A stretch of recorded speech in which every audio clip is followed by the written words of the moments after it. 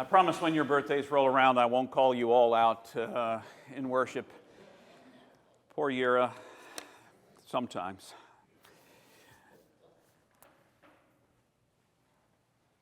I found the compass, I found the image of the compass very useful to me as I was thinking about this week's message. As I was thinking about particularly this focus on for where your treasure is, there your heart will be also. As we think about trying to determine what our pattern for life will be, how we will live, let's first of all be honest with each other. We do not get a map when we're born. Somebody does not have our parents a map and say, you know, when they get to be 5, just give it to them. They'll just follow this for the rest of their lives. For our entire lives, we're trying to figure out, and I mean for our entire lives, as long as we're drawing breath, we're trying to figure out how God is calling us forward. What direction are we going to take? And we often set our direction by the things we treasure the most. If we value family, most of our decisions are built around how will we honor family? How will we care for family? If they're built around success in the workplace, we build all of our decisions around how can I be successful? What parties do I need to go to?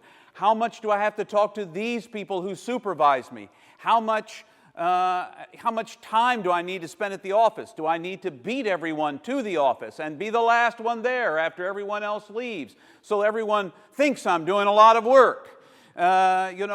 Do I have to have a huge bank account? Whatever that is that my treasure? Is it about how much stuff I can accumulate? In which case, my whole life is built towards accumulating, grabbing as much as I can grab and keeping it for myself.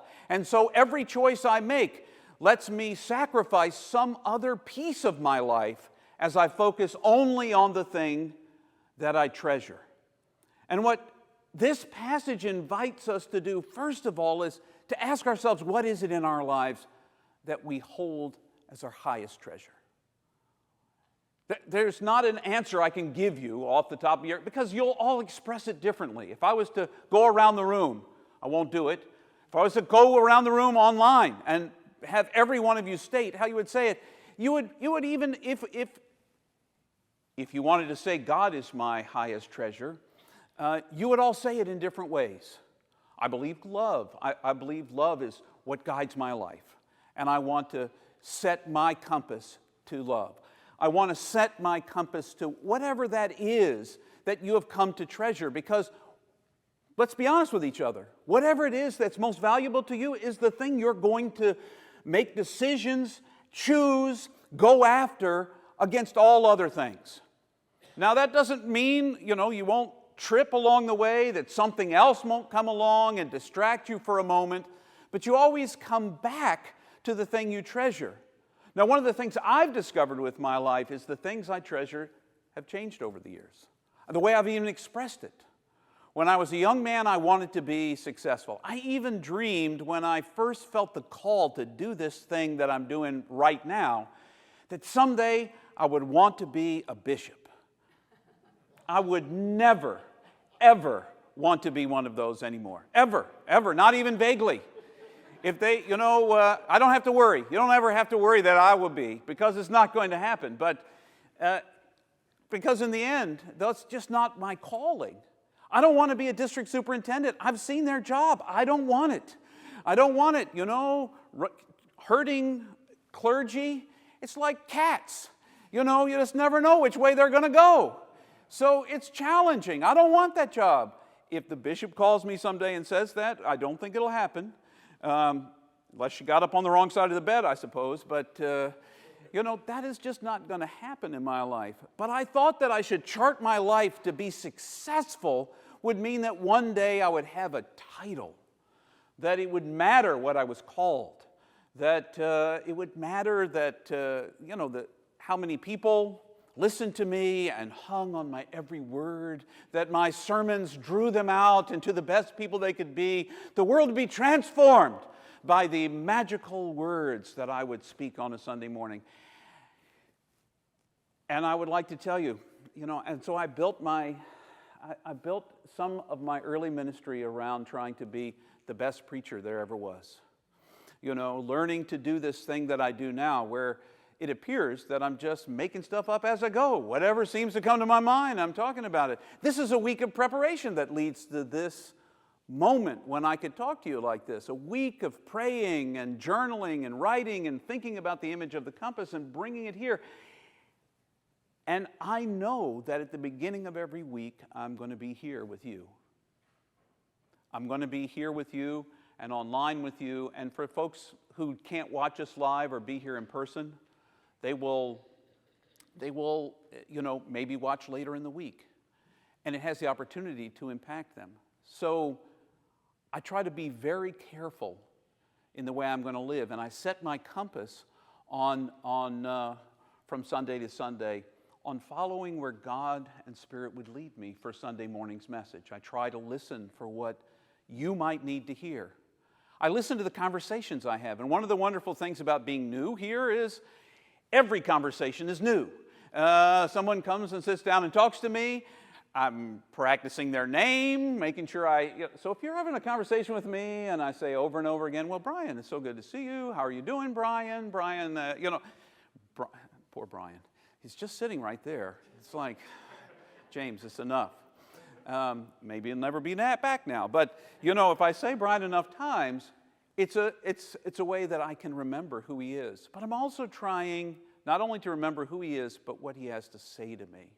When I'm in conversation with each of you, I want to hear what you bring. And then see, as I hear those things throughout the week, it sort of reshapes this image of what the compass. For this week, it was the compass. What do I need to say? What do people need to hear? Lord, open me up to the possibilities. And then, as I treasure the opportunity to speak these words of hope and love and encouragement to you on a Sunday morning, perhaps of accountability as well, then I point my compass that way from Monday onward. Really from Sunday afternoon. Unfortunately, I leave here and it's like, okay, what's next week? What's next week? I got to figure that out. So I try to set my compass that way. When I was a very young man, I was in Naval ROTC, and I went on a summer cruise, and I was aboard a Spruance-class destroyer in the Indian Ocean, 23-foot seas. And one of the many jobs I got to do, you get to try out everything. So you get in 23-foot seas, and the ship is rocking and coming up. I got to be at the helm.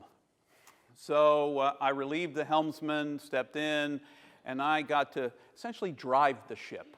If you know anything about naval vessels, someone has to stand there. You take orders. You don't just say, oh, let's just turn left. They tell you what heading to make the vessel go. In calm seas, it's fairly simple. In 23-foot seas, you make your point 270, and you're headed at 270 by the compass, and a wave comes, and you're aiming at 265. So then you're trying to correct, and at the same time you're trying to correct, another wave comes, and now you're at 285. And it's like, and you're constantly trying to steer carefully, because as easy as it might seem to set your course, some wave, something along the way is going to push you to go other ways. You're going to meet challenges in your everyday life. You may say your highest value is being kind to everyone you meet, that you're going to set your compass by that. Let's just imagine you did for a moment. And then you meet that person. Everything they say pushes your button. Everything they say seems to twist something or undervalue everything you've invested your whole life into. And all you can feel is your temperature, your internal temperature going up as you get more and more frustrated. And you're trying to remember that your compass is pointed towards love and kindness. Trying to remember. But the wave is pushing you off of course. And sometimes it takes a while when you're walking around with your compass before you really realize how off course you are.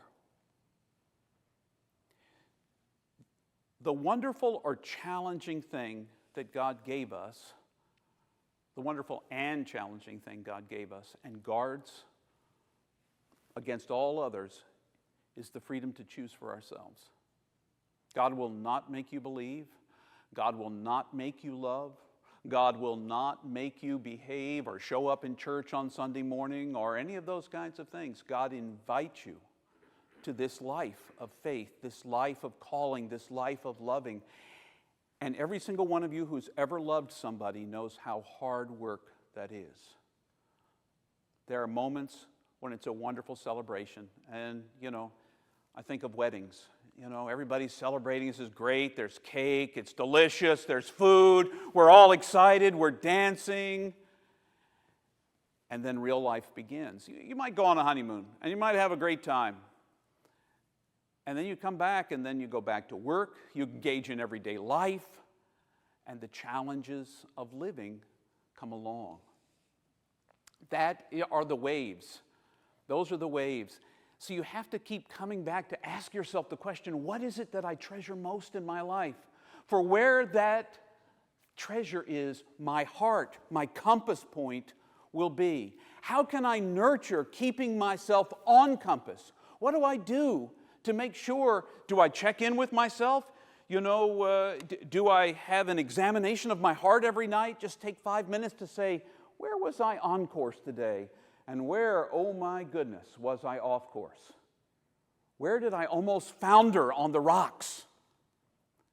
And where did I feel the presence of God that helped me keep to direction? So you can examine your life at the end of your day, and I encourage you at the end of your day to sit down, maybe even as you're going to sleep. Where did I feel God present? Where did I feel that my compass I was on? And inside, also on the opposite side, when you feel your compass is off. Oh, that lady in line ahead of me at Target yesterday. Woo, woo. I didn't go to Target yesterday. This is not a personal experience. I just want you to know. But if I had, I'm sure I would not be telling the story. And it would not be a person who said some things that I found irritating, and I wouldn't have spoken up and said something very non-Jesus-y. I just want you to know. That would not have been me at Target yesterday. And if you heard anything about it, it was not me. So, pointing ourselves, keeping ourselves on target requires attention in our life. It requires taking breaks, stepping back. You may or may not know this. Katie knows it because I don't come in on Friday. Friday is my Sabbath. Friday is my Sabbath day. If you ever need me in an emergency, please call, because I know that that's a good reason for me to break from Sabbath. But if you call me on Friday because you want to be sure that worship is really happening at 10 o'clock on Sunday morning, that is not going to be a call that I will have answered it, and I will be kind. But Sabbath is for a reason for me. It's one of the things, I had a conversation this week.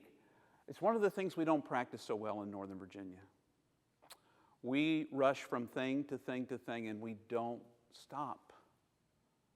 We don't stop to give thanks for the 6 days that happened before. We don't stop. This is not an accusatory sermon. It's an invitation to look at where your compass is pointing and to check in with yourself. If I read the biblical story correctly, 6 days, creation, seventh day, rest. The one who holds the entire universe together took a day off. Unless you're holding the universe together, some of you that I'm not aware of, you can afford to at least take some Sabbath space. Maybe you can't afford a whole day. You can't imagine a full day. Start somewhere. Start somewhere. It helps get your compass realigned. What's most important to you? Is it that work that you do? It might be. Then just admit it to yourself. But ask yourself the question, if someone were to follow me around and look at my choices, where would they think my compass was pointing? If I followed myself around all week long, where would I think my compass was really pointing?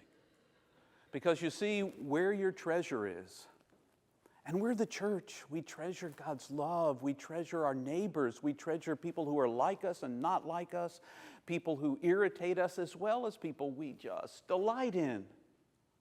That's our call, and it's hard, hard work. We have to attend to the treasure and keep ourselves on point as we move in the direction God's calling you. So I encourage us all this week, even though I'm already changing gears, I'm already thinking about next week's sermon. No, I'm not yet. We got to get through service first, or I'll forget. As you set your compass for this week, be intentional. Really think about what you treasure and what you want others to see that you treasure when you live your life, what you want God to see that you treasure in the way you live your life, and spend yourself that way. Point your compass that way. That's the word I felt like was important for us this morning. It is time for us to respond to God through our morning offering. I will invite our ushers to come forward at this time.